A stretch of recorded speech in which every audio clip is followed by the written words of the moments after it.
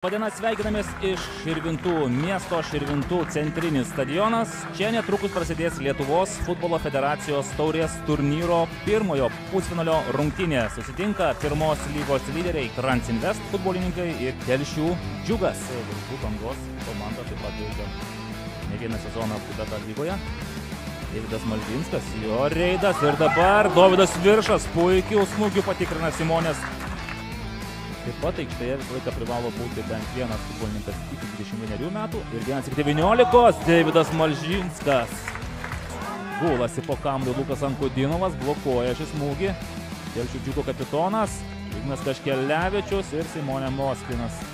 Neilgam, vėl Sergijus Kulinišas ir čia jau Tomas Rapalavičius buvo. Labai panašu, kad krypsta žaidimas link pratęsimo. Galbūt dabar Aldas Kosakas kažką sukurs, jo neblogas perdavimas. Kajus Bička, koks tai smūgis. Kajus Bička. Neblogai, žaidimą einasis futbolininkas. Perdavimas iš kairės ir...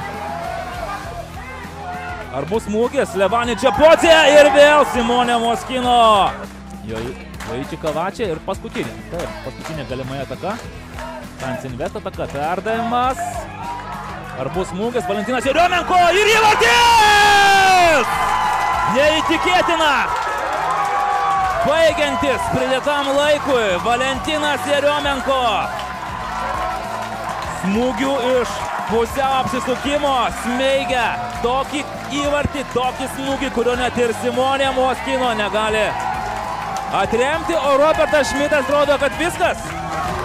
3 minutės ištiksėjo ir Transinvest komanda keliauja į Lietuvos futbolo federacijos taurės turnyro finalą.